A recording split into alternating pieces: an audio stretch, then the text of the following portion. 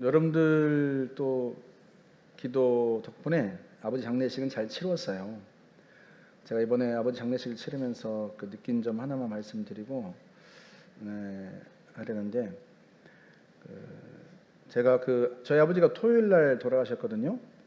제가 월요일 날 그주 월요일 날 군산에 갔다가 수요일 날 올라왔습니다. 아버지가 좀 더 시간을 보내는 게 좋겠다. 고등학교 졸업하고 나서 서울로 올라온 이후로 사실은 부모님과 함께 지낸 시간이 별로 없어요. 수요일 날 올라올 때 그래도 우리 아버지가 두어 달은 더 계시겠다 이런 생각이 들었습니다. 그런데 이제 금요일 날 주무셨는데 토요일 날 새벽에 어머니가 부르니까 안 일어나셔서 대답이 없으셔서 보니까 돌아가신 거죠. 뭐 주무시다가 돌아가신 거니까 그것도 감사하긴 하지만 그렇게 빨리 또 별세하실 줄은 몰랐습니다.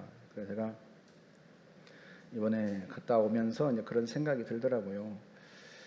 이게 부모님들은 또 어르신들은 건강한 것 같고 또 우리 옆에 바로 있는 것 같지만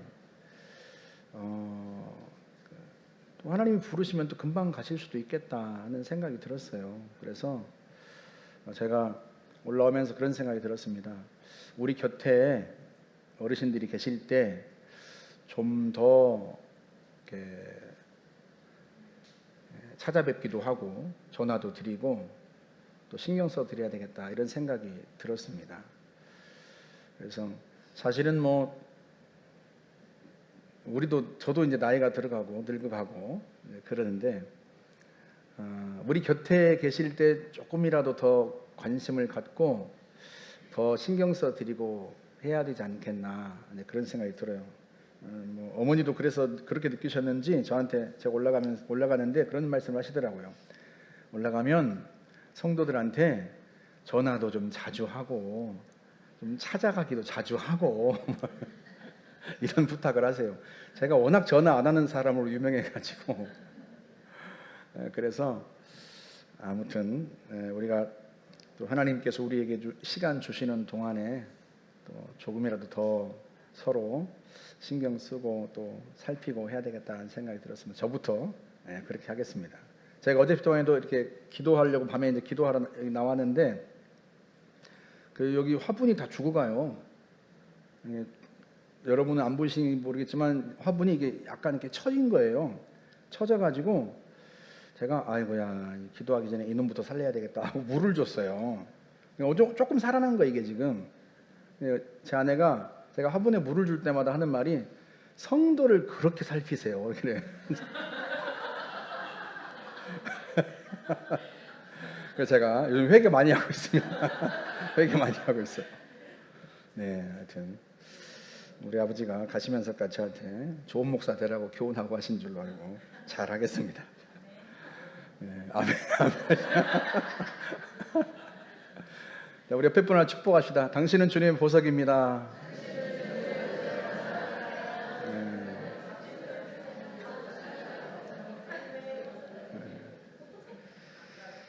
2019년 5월 25일 세계보건기구는 제네바에서 열린 총회에서 국제질병표준분류기준 제11차 개정안을 만장일치로 통과시켰는데요. 그 개정안에 새롭게 포함된 것이 게임 중독입니다. 그동안은 게임 중독을 세계보건기구에서 질병으로 분류하지 않았는데 이제부터는 질병으로 분류하고 관리하겠다 뭐 이런 뜻이에요. 어떤 분은 아니 그럼 그때까지는 게임 중독을 말만 중독이라고 하고 질병으로 보지 않았다는 건가? 이게 그렇게 단순하지가 않은데요. 게임 중독이 질병으로 분류되면 당연히 정부는 국민의 건강을 위해서 게임에 대한 규제를 강화하겠죠. 술이나 담배에 부과되는 세금처럼 게임에도 중독세를 부과할 테고 게임 사업자는 매출액 일부를 게임 중독 치료비로 부담해야 하지 않겠습니까? 그래서 그때 게임 업계가 발칵 뒤집혔었어요. 그렇다면 도대체 어디까지가 중독인가? 세계보건기구는 이렇게 말을 했습니다. 첫째, 게임을 하고 싶은 욕구를 못 참고 게임을 끝내지 못하는 경우.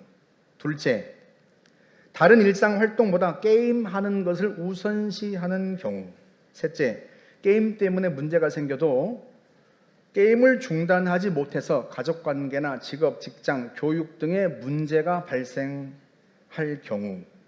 이 모든 증상이 12개월 이상 지속되면 그걸 중독이라고 보았어요. 한마디로 중독의 기준이 뭔가? 통제력입니다. 게임하는 것을 내 의지로 통제할 수 있느냐 없느냐. 단적인 예로 보통 아이들이 하루에 1시간 이렇게 정해놓고 게임을 하잖아요. 뭐 그런 걸 중독이라고 하지는 않습니다. 왜냐하면 내가 게임을 통제할 수 있다는 뜻이니까요. 그런데 그만하고 시험 공부해야 되는데 게임을 그만하지 못해요. 해야 할 일이 있는데 게임을 멈추지 못해요. 잠을 자야 하는데 게임을 멈추지 못하고 계속해요. 내 의지로 통제가 안 돼요. 이런 상태가 수개월 지속되면 혹시나 내가 또는 내 자녀들이 게임 중독은 아닐까 하고 살펴보고 또 진단해봐야 한다는 거예요. 자기 통제가 안 되는 이런 상황을 성경은 사로잡혔다, 종로로 탄다라고 표현을 합니다. 내가 게임에 사로잡히고 내가 게임의 종이 된 거죠. 좀 더 설명을 해보면 우리에게는 욕구라고 하는 게 있어요. 이 욕구는 굉장히 자연스러운 것입니다. 하나 예를 들면 식욕이 있으니 음식을 먹고 음식을 먹으니 몸이 건강하고 에너지를 얻게 되고 일도 할 수 있고. 그런데 저희 어머니께서 수년 전부터 식욕이 사라지셨어요. 음식에 대한 욕구가 사라지니까 음식을 잘 안 드세요. 음식을 잘 섭취하지 않으니까 기력이 점점 약해집니다. 그리고 이번에도 자녀들이 신신당부하는 게 제발 어머니 드시고 싶은 마음이 없어도 입맛이 없어도 억지로라도 드세요 하고 당부를 했어요. 근데 어머니가 꼭 어린아이가 된 것 같아요. 음식을 먹어야 한다는 것을 알고 아니까 억지로라도 음식을 드실 것 같은데 이게 그렇지가 않다는 거예요. 입맛이 없는데 어떻게 밥을 먹냐는 거예요. 여러분, 이처럼 우리에게는 반드시 욕구라는 게 필요합니다. 그 욕구가 있어야 밥도 먹고 공부도 하고 원하는 것도 성취할 수 있고 그런 거란 말이죠. 문제는 그 욕구가 과도할 때예요. 그 욕구를 내가 통제할 수 없을 때입니다. 가령 배가 부른데도 음식에 대한 욕구가 사라지지 않아요. 계속 뭔가를 먹고 싶어요.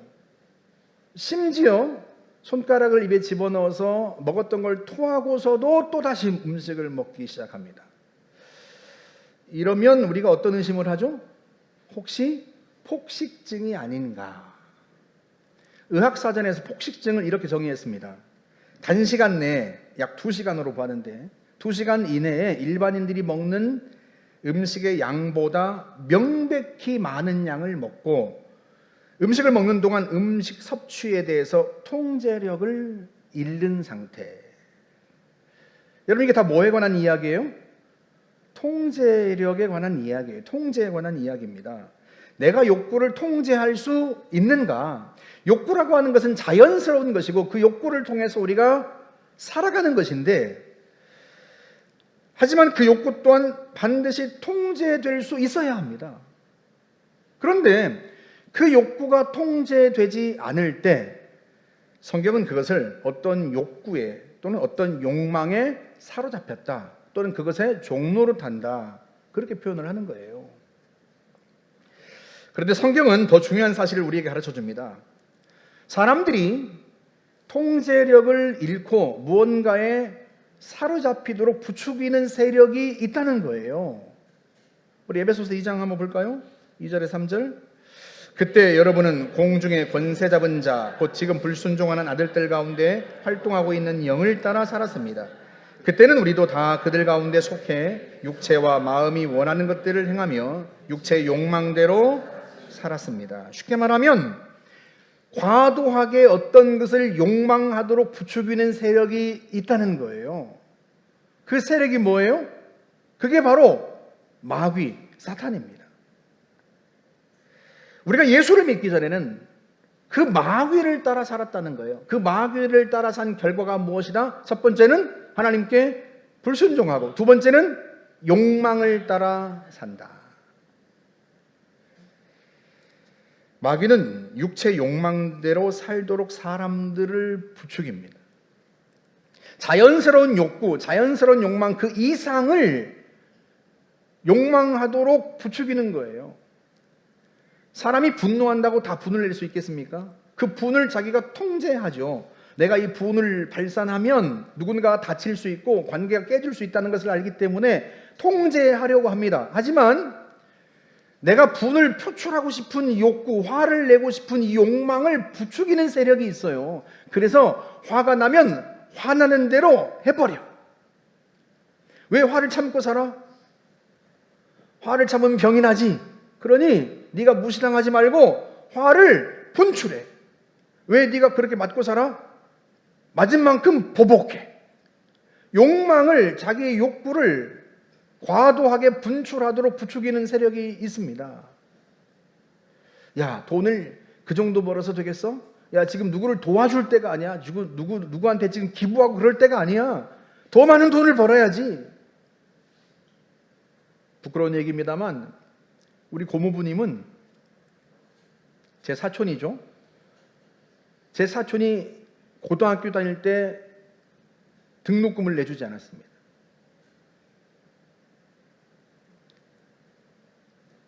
이번에 그 얘기를 자녀들이 또 해요. 왜? 본인이 버는 그 돈으로 만족이 안 돼요. 더 많은 돈을 벌어야 돼요. 그래서 돈을 쓰는 걸 최대한 줄입니다. 줄이다 보니까 뭐까지 줄이는가? 고등학교 다니는 아들의 등록금도 낼 수 없어요. 욕망을 부추기는 거죠. 야, 어떻게 네 아내만 보고 살아? 어떻게 네 남편만 보고 살아? 세상에 멋진 남편, 멋진 남자가 얼마나 많고 예쁜 여자가 얼마나 많은데 우리 속에 있는 그 욕망을 부추겨서 그 욕망이 과도하게 표출되도록 하는 세력입니다. 그 마귀를 따라 살다 보니까 우리가 우리의 육체로 욕망대로 살았다는 거예요. 그러면 그 마귀를 따라서 우리의 욕망대로 산 결과가 무엇인가? 그 다음 절 보세요. 3절 말씀. 우리가 우리의 하나님의 분노를 사는 것은 당연한 결과입니다. 왜냐하면 그렇게 살아왔기 때문입니다. 욕망을 따라 산 결과가 무엇이다? 하나님의 분노를 사는 것이다. 마귀의 목표는 다른 게 아니에요. 우리의 욕망, 우리가 욕망을 따라 살도록 부추겨서 우리의 인생을 스스로 파괴하도록 만들고 결국에는 하나님의 공의로운 심판 아래 떨어지게 만드는 거예요. 그게 마귀의 목표입니다. 그런데 안타깝게도요, 많은 사람들이 이 악한 영의 세력을, 이 악한 영의 실체를 인지하지 못한 채 살아갑니다. 그래서 예수님이 오셔서 하신 중요한 일이 뭐였는가? 그 악한 영의 실체를 드러내고 사람들에게서 그 악한 영을, 귀신을 쫓아내신 일이었어요. 우리 요한일서 3장 한번 볼까요? 8절 말씀. 하나님의 아들이 나타나신 것은 마귀의 일을 멸하려 하십니다. 하나님께 불순종하고 자신의 욕망을 따라 살도록 부추기는 그 마귀의 일을 멸하시려고 주님께서 이 땅에 오셨습니다. 그래서 예수님께서 공생애를 시작하시고 난 이후에 귀신의 세력을 쫓아내고 많은 사람들을 귀신으로부터 구원하신 거예요. 그런데 예수님을 시기했던 종교 지도자들이요, 그걸 보고 예수님이 귀신 들렸다고 이야기하고 심지어는 귀신의 왕인 바알세불을 힘입어서 귀신을 쫓아낸다고 그렇게 비난하기 시작했습니다. 그 얘기를 듣고 예수님께서 자기 변호를 하세요. 쉽게 말하면 예수님이 하시고 계신 일을 좀 더 구체적으로 설명을 하십니다. 본문 27절 한번 볼까요? 사람이 먼저 강한 자를 결박하지 않고는 그 강한 자의 집에 들어가 세간을 강탈하지 못하리니 결박한 후에야 그 집을 강탈하리라. 내가 귀신을 쫓아내는 것은 마치 이것과 같다. 누군가의 집에 들어가서 그 세간을 빼앗으려면 그 주인을 제압해야 하지 않느냐? 내가 하는 일이 바로 그 일이다. 너희를 사로잡고 있는 마귀를 제압해서 너희를 그 마귀의 소나기에서 건져내는 것이다. 여러분, 그렇다면 마귀의 세간이 뭐겠어요? 구체적으로 인간이에요. 인간. 마귀가 사람들을 사로잡고 있단 말이죠. 사람들이 마귀의 종노릇을 하고 있는 거예요. 물론 사람들은 아니 내가 언제 마귀의 종노릇 했냐 하고 반문할지 모르겠지만, 여러분 보니까 사람들이 욕망에 사로잡혀 살아요. 그 욕망에 사로잡혀서 범죄도 저지릅니다. 그걸 보니까 알겠어요. 왜? 마귀가 하는 일이 바로 그 일이기 때문입니다. 우리의 욕망대로 살도록 부추기는 일.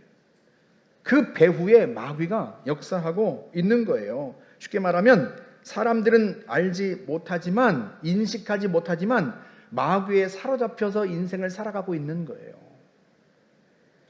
사람들이 마귀에 사로잡혀서 마귀가 이끈 대로 살아가고 있는데, 예수님은 그 사람들에게서 마귀를, 귀신을 쫓아내고 귀신의 일을 끝장내려고 이 땅에 오셨고 그 일을 수행하시는 거예요.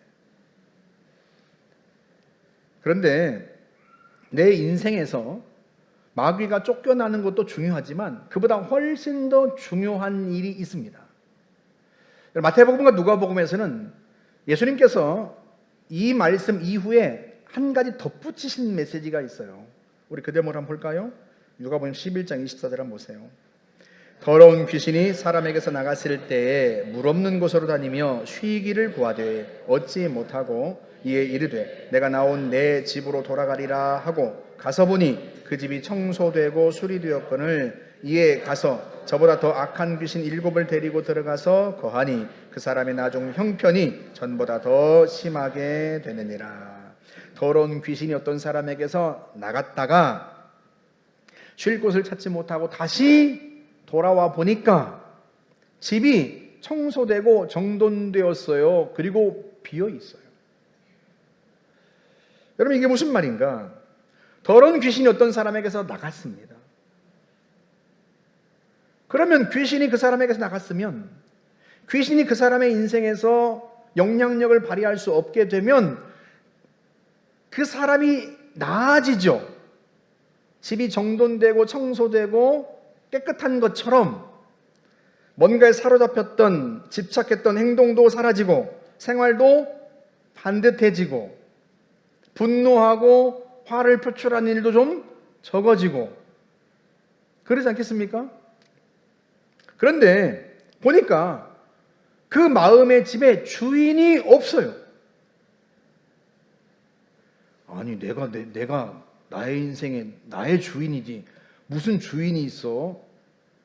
여러분, 그렇지 않습니다. 인간은 무엇인가를, 누군가를 섬기는 존재입니다. 처음에는 자신의 창조주이신 하나님을 섬겼죠. 하나님을 떠난 이후에는 자기가 섬길 누군가를, 무엇인가를 찾습니다. 그것이 어떤 우상이든 돈이든 권력이든 섬길 거를 찾아요. 그런데 지금 이 사람은 누구를 섬길지, 무엇을 섬길지 결정하지 않았어요. 집에 주인이 없는 거죠. 집이 비어 있습니다. 비어 있는 집을 보고 귀신이 어떻게 했다? 다시 들어가서 그를 차지했다. 그 사람의 주인이 된 거죠. 그뿐입니까? 자기보다 더 악한 귀신 7을 데리고 와서 거기에서 함께 거주했습니다. 당연히 그 사람의 형편이 그 이전보다 훨씬 더 악화되고 안 좋아지겠죠. 우리는 눈에 보이지 않으니까 이 악한 영의 세력들이 우리 가운데 행하는 일들을 인식하지 못하지만 겉으로 드러난 현상만을 보아도 성경은 알 수 있다는 거예요. 하나님을 배반하고 하나님을 거역하고 자기의 욕망을 따라 살고 그 욕망을 마귀가 부추긴다는 거예요. 주님이 왜 이런 말씀을 하시는가? 내가 귀신을 쫓아내고 너희들이 귀신에게 사로잡혔던 너희를 내가 구원하고 건져냈는데 그 다음은 더 중요하다. 누구를 섬길지 결정해야 한다. 너희에게서 귀신을 쫓아낸 나를 섬기든지 하나님 아버지를 섬기든지 아니면 또 다른 누군가를 섬기는 결정을 해야 된다. 그런데 너희를 귀신의 세력에서 건져낸, 죄의 세력에서 건져낸 나를, 하나님 아버지를 주인으로 섬기지 않으면, 그 집에 모셔드리지 않으면 또다시 악한 영이 너희의 인생을 침범할 수 있다. 주님이 그 얘기를 하시는 거예요.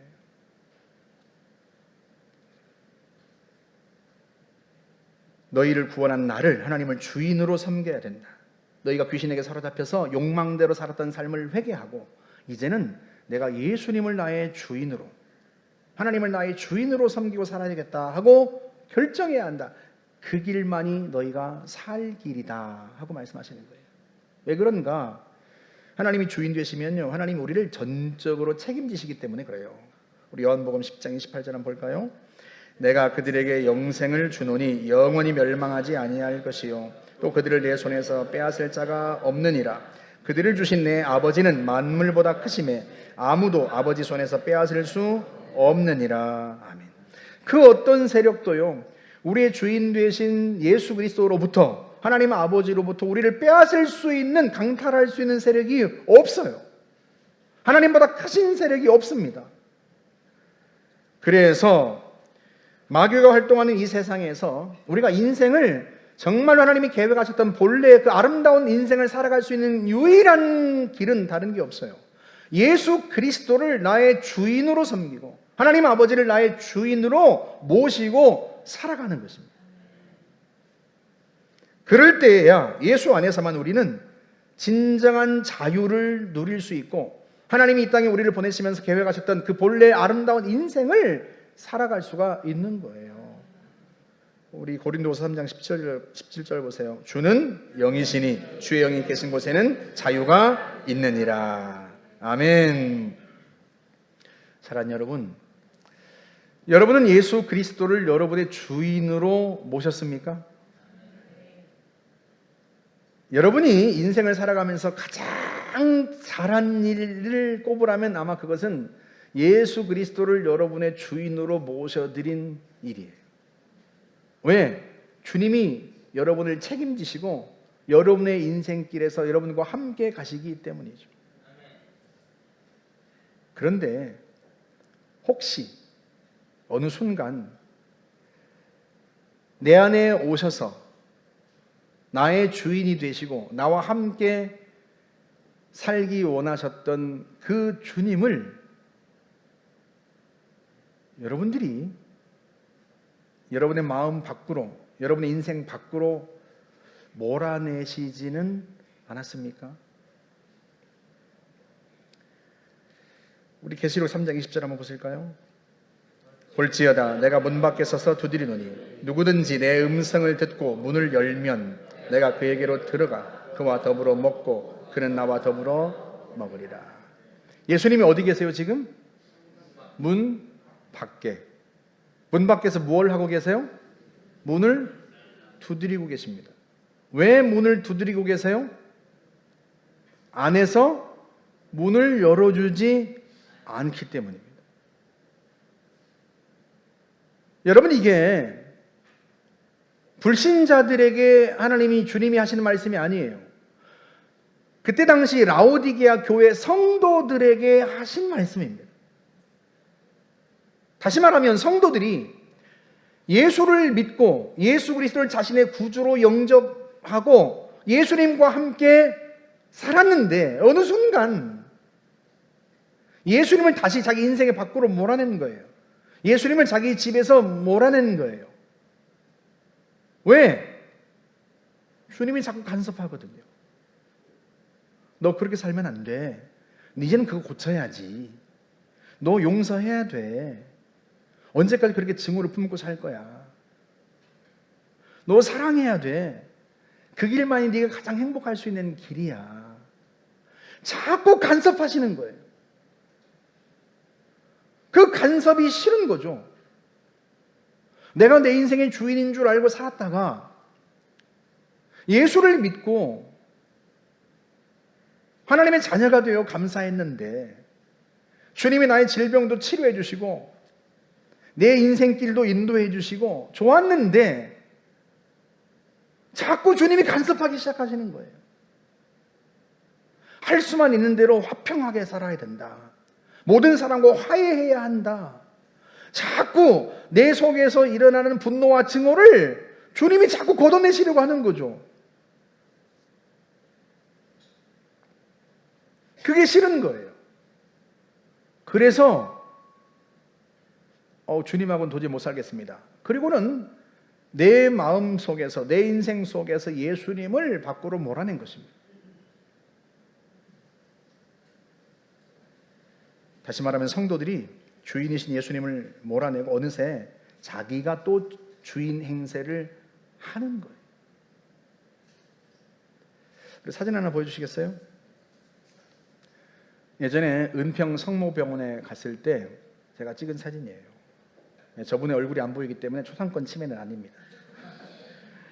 로비에 예수님의 동상을 하나 갖다 놨는데 이렇게 제가 이 장면을 보고 참 생각이 많았어요. 이 모습이, 이 장면이 꼭 나와 이 시대의 성도들의 모습처럼 보인다, 그런 생각이 들었어요. 주인이신 예수님이 말을 거는데 쳐다보지 않습니다. 말을 들으려 하지 않아요. 자기가 하고 싶은 일을 계속 합니다. 이게 꼭 우리의 마음을 보여주는 장면처럼 저한테는 보였어요. 우리가 이렇게 살고 있지는 않는가? 내일에 신경 끄세요.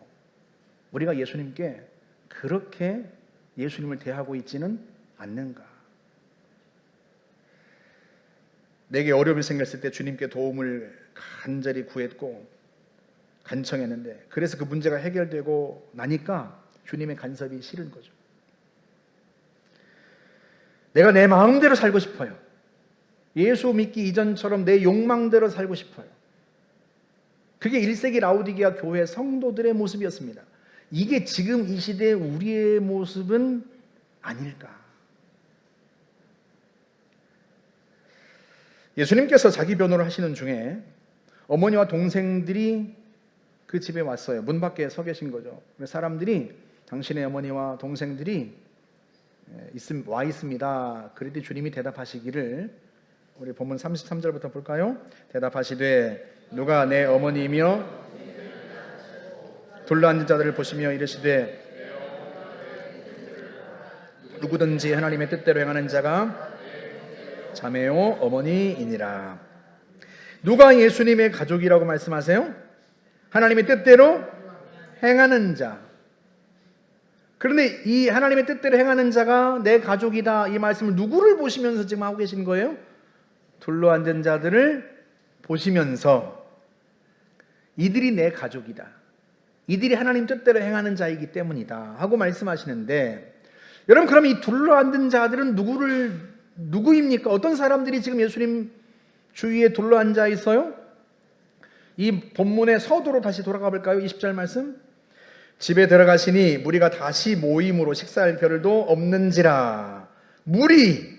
그럼 이 무리가 누구입니까? 예수님께서 집에 들어오셔서 계시기 이전에, 바로 직전에 예수님이 하셨던 일이 뭐예요? 제자를 선택하신 일이었습니다. 12 제자를 선택하셨어요. 많은 사람들 중에. 당연히 12 제자를 선택하시고 나서 예수님께서 산에서 내려와서 집으로 들어오실 때 제일 먼저 따라온 사람은 12 제자일 테고, 그 다음에는 12 제자로 선택받지는 못했지만 그래도 열정적으로 주님을 따르는 사람들 아니겠습니까? 여러분 과거 유대인 그 집들이 크지 않기 때문에 고작해야 20-30명 정도밖에 들어가지 못했을 거란 말이죠. 그러니까 그 20-30명의 사람들은 첫째는 예수님이 선택한 12 제자이고, 곧 따랐다 하고 말씀하죠. 성경은 예수님을 따르기로 결정하고 예수님의 제자가 된 사람들이고, 12 제자에 선택되지는 못했더라도 열정적으로 예수님을 따랐던 사람들이 이 방 안에 있는 거예요. 그들을 둘러보시면서 그들을 보시면서, 이 둘러앉은 자들을 보시면서 말씀하신 거예요. 이들이 내 가족이다. 하나님의 뜻대로 행한 자들, 이들이야말로 내 가족이다. 다시 말하면 예수 그리스도의 부르심을 받고 제자가 되어 순종하며 살기로 결단한 사람들, 오늘 본문의 표현대로 하면 예수님을 나의 주인으로 모셔드린 사람들이 예수님의 가족입니다. 하나님의 뜻대로 행하는 자들이에요. 여러분, 이 대목을 요한복음에서 좀 더 구체적으로 설명을 합니다. 요한복음 6장 한번 볼까요? 28절 말씀. 그들이 묻되 우리가 어떻게 하여야 하나님의 일을 하오리까?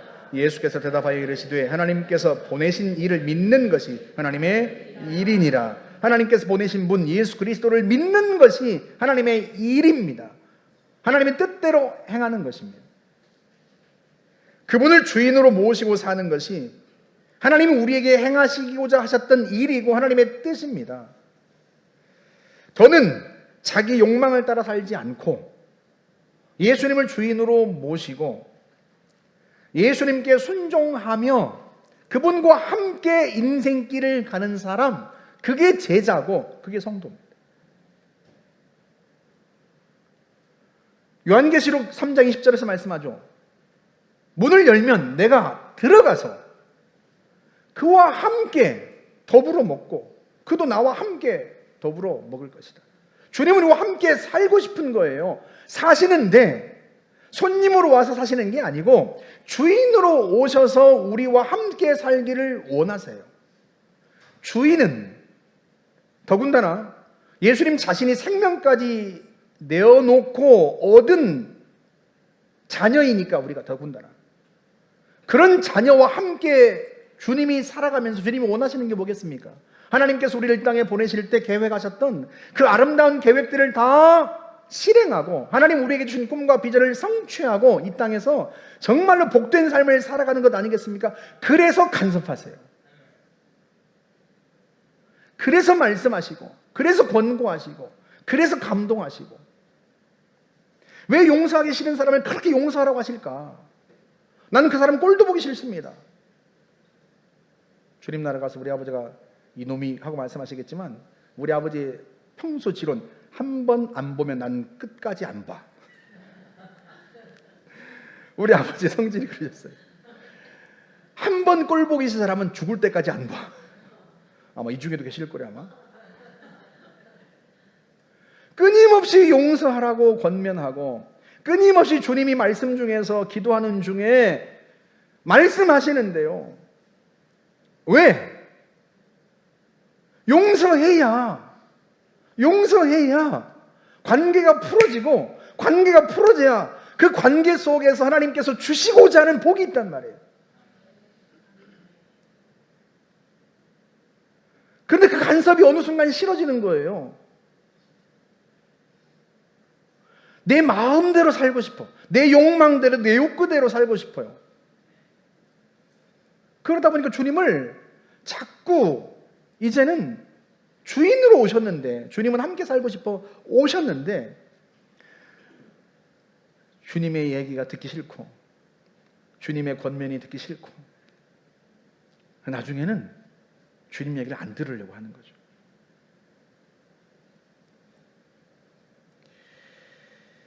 예수님 당시에도 그랬어요.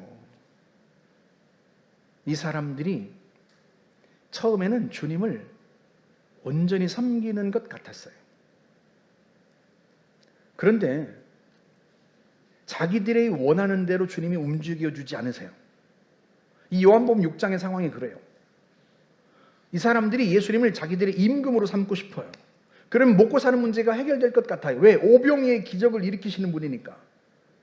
그런데 예수님이 자기들이 임금이 안 되시겠다는 거예요. 그리고 엉뚱한 얘기만 자꾸 하세요.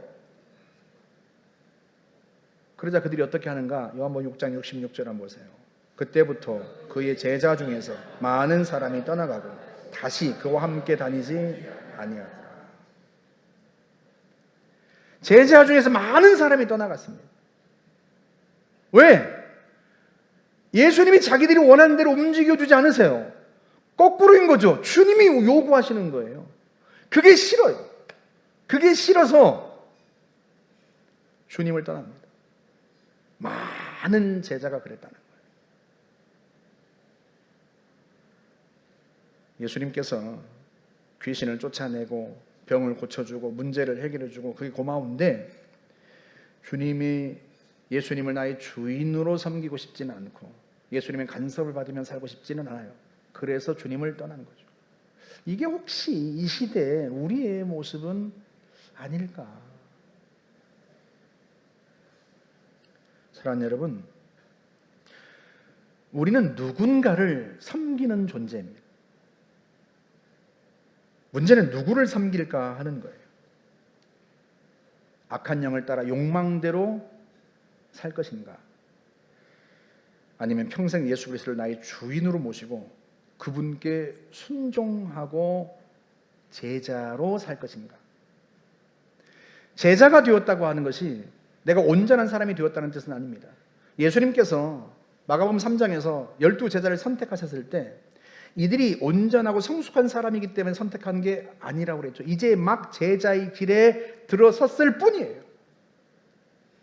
제자의 들에 선 그들을, 제자의 길로 들어선 우리를 주님이 빚으시는 거예요. 간섭하시고 빚으시고 만들어 가시는 거예요. 주님을 닮은 사람으로, 하나님의 뜻을 실행할 수 있는 사람으로, 이 땅에서 하나님의 뜻을 성취할 수 있는 사람으로 빚어가시는 겁니다. 우리는 제자로 부름받은 그 순간부터 주님의 나라에 가는 그 순간까지 끝까지 그 제자의 길에 서 있어야 합니다. 그게 우리가 가장 인생을 복되게 살아갈 수 있는 길이에요. 왜? 주님은 우리에게 진정한 복을 주기를 원하시기 때문에 그래요. 예수님이 주인으로 사시면, 우리 안에서 주인으로 거하시면 우리를 책임지시고 우리의 인생길을 가장 선한 길로 이끄십니다. 우리는 그 주님의 말씀에 순종하고, 때로 내 마음이 그걸 순종하고 싶지 않아요. 너무 힘들어요. 그때마다 나 그렇게 안 살아요. 거부하는 게 아니라, 주님, 제가 주님께 순종하려고 하는데 이게 잘 안 됩니다. 내 감정이 아직 그게 잘 해소가 안 됩니다. 내가 잘 안 돼요. 하나님, 그러니 저를 좀 도와주세요. 그렇게 간청하고 도움을 구하면서 우리는 그 제자의 길에서 주님이 주인 되시고 우리 안에서 살아계시는 그 삶을 끊임없이 사는 거예요.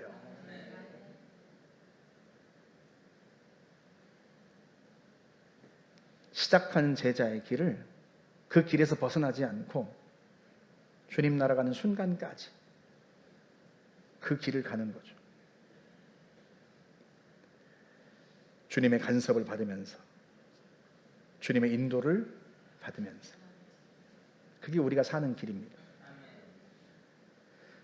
한국장학재단 일대 이사장인 이경숙 씨를 아세요? 이분이 숙대 총장으로 취임했을 때인데요, 교문이 세워진 지 60년이 지나서 교문이 너무 낡고 군데군데 부서지고 금이 가고 그랬답니다. 그래서 새 교문을 설치해야 되겠다 싶어가지고 새벽기도회 때 새벽기도에 나가서 교문 설치를 위해서 기도했어요. 비용이 들어가니까요. 교문을 4개나 새로 해야 되니까. 근데 기도하는데 감사하게도 한 독지가로부터 연락을 받았어요.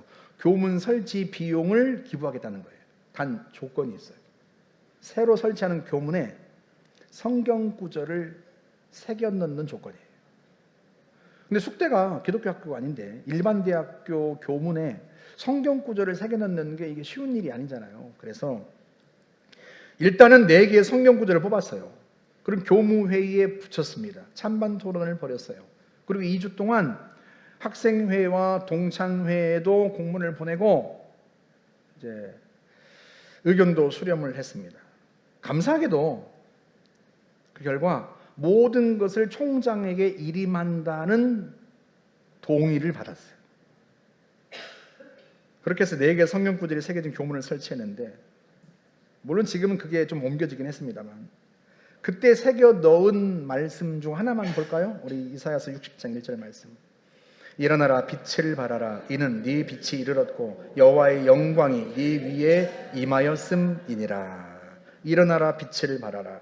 이경숙 총장이 그때 왜 이 성경 구절을 교문에 넣었을까?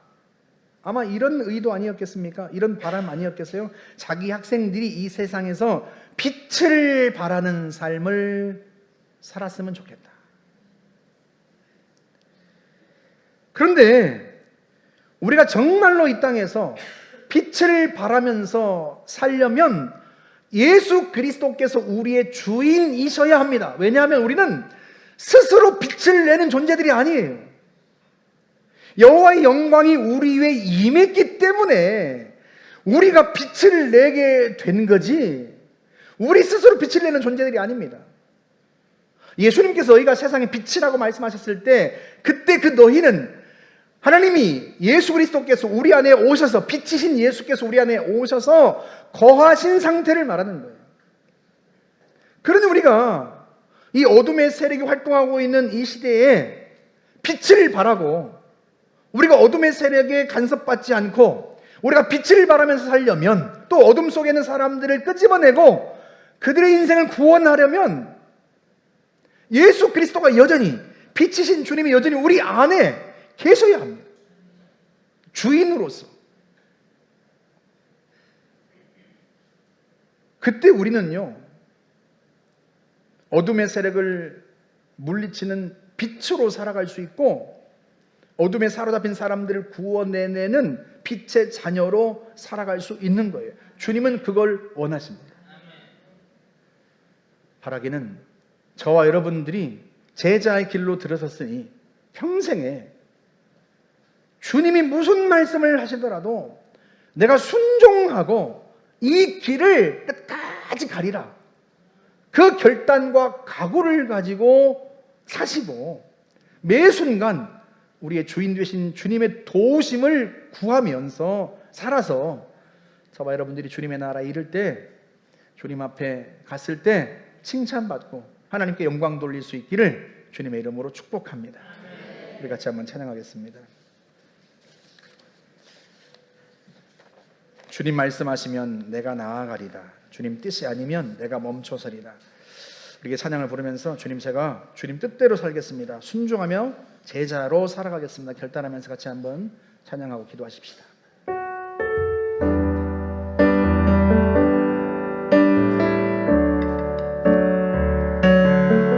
주님 말씀하시면 내가 나아가리다. 주님 뜻이 아니면 내가 멈춰서리다. 나의 가고 서는 것 주님 뜻에 있으니, 오 주님 나를 이끄소서. 주님 말씀하시면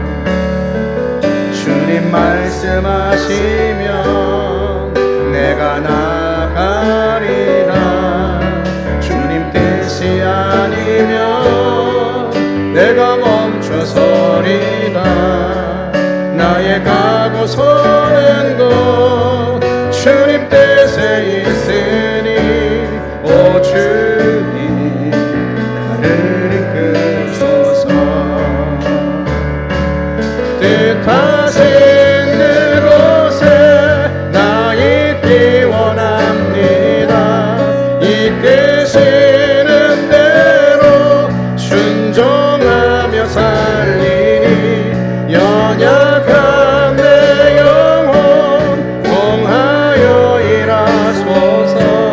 주님 나라와 그 뜻을 위하여 뜻하신 그곳에 나 있기 원합니다.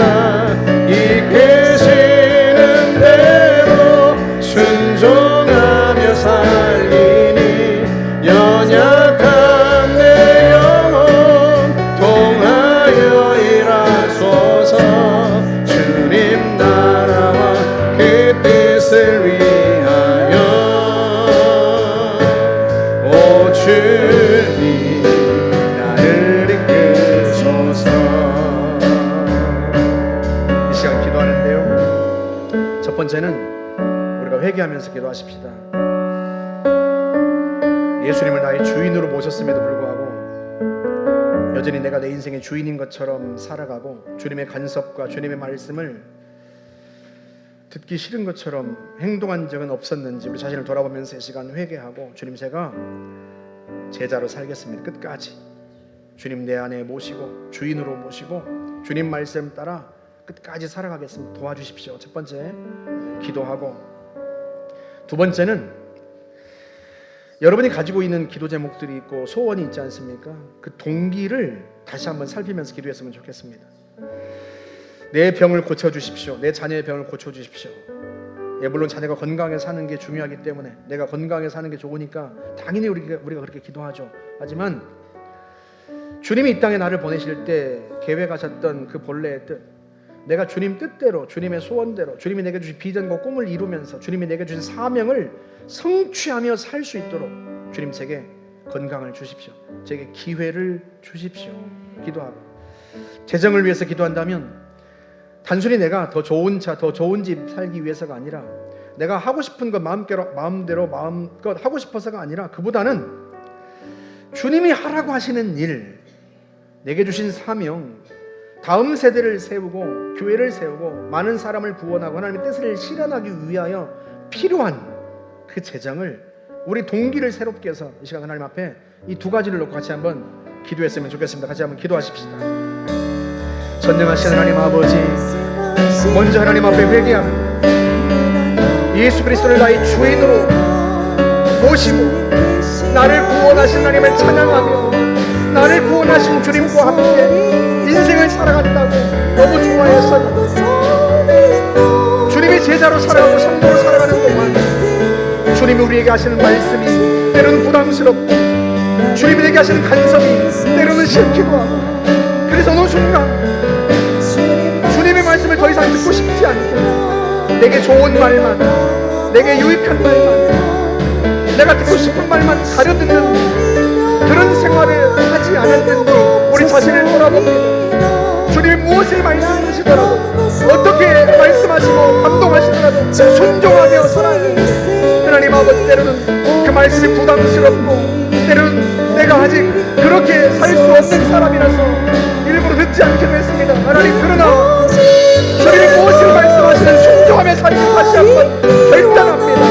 좋으신 하나님 아버지, 우리를 도와주시길 바랍니다. 하나님, 내 욕망대로 살지 않고 주님 뜻대로 살며 주님을 신뢰하고 의지하며 도우심을 힘입어 살기를 원합니다. 그러오니 주의 영으로 우리를 충만하게 하시고 성령님 우리를 도와주시기를 바랍니다. 순종하고자 할 때마다 힘을 주시고 하나님 아버지, 제자로서 굳건하게 살아갈 수 있도록 은혜를 더하여 주시기를 바라고 원합니다. 주님, 저희들을 불쌍히 여겨주시고 붙잡아 주시옵소서. 하나님, 또한 우리가 하나님 앞에 우리의 절박한 기도의 제목들을 아릅니다. 하나님, 우리의 질병을 치료하여 주시고 우리의 자녀들 가족들의 질병을 치료하여 주십시오. 사람이 할 수 없는 것도 하나님 하실 수 있사오니 주님이 깨끗하게 치료하시고 온전하게 하여 주시기를 바라고 원합니다. 그리하여 건강하게 되어서 주님 우리의 땅에 보내실 때, 우리의 자녀들의 땅에 보내실 때 계획하셨던 것, 주님의 뜻을 반드시 성취할 수 있도록 하나님 저희에게 기회를 주시고 우리 가족들에게 기회를 주시기를 바라고 원합니다. 전능하신 하나님 아버지, 우리 손하는 모든 일들을 형통하게 하여 주시길 바라고 원합니다. 하나님 아버지, 주님을 위하여, 주의 역사를 위하여, 주의 복음과 교회를 위하여 하나님 앞에 쓰임받기를 사모합니다. 다음 세대를 믿음으로 세우며 그들의 땅에 일꾼으로 세우며 하나님 아버지, 가난한 자를 돕고 선교지를 돕고 받은 교회들을 섬기기 위하여 하나님 아버지, 다시 한번 우리에게는 제자의 복을 부어주시고 하나님 아버지, 주신 제자를 말미암아 주의 뜻을 성취하며 나아갈 수 있도록 하나님 역사하여 주시기를 바라고 원합니다. 성령님, 은혜를 부어주시고 역사하여 주옵소서. 제자로 살아갈 수 있도록 도와주시고 주님 앞에서, 나의 주인 앞에서 성직으로 살아가며 시간의 정직이, 재정의 정직으로 살아갈 수 있도록 하나님 그 길에서 벗어나도록 하나님 도와주시고 인도하여 주시기를 바라고 원합니다. 성령님, 역사하여 주옵소서. 은혜를 베풀어 주옵소서. 주님 나라와 그 뜻을 위하여 뜻하신 그곳에 나의 피어납니다. 이끄시는 대로 순종하리.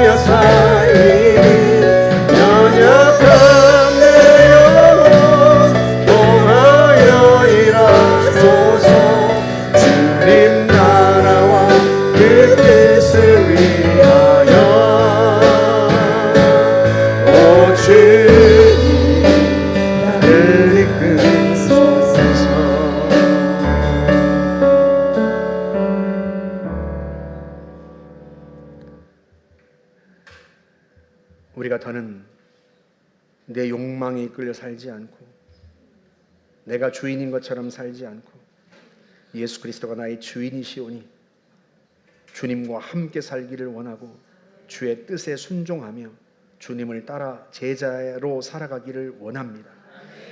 우리가 온전한 제자는 아닐지라도 때론 주님 말씀이 부담스럽고 주님의 명령이 힘겨울지라도 나의 주님, 나의 주인이 명하신 말씀이 오니 내 행복을 위하여서 내 인생의 가장 복된 길인 줄 아셔서 우리에게 명하신 일인 줄 알고 순종하려고 힘쓰고 애쓰겠습니다.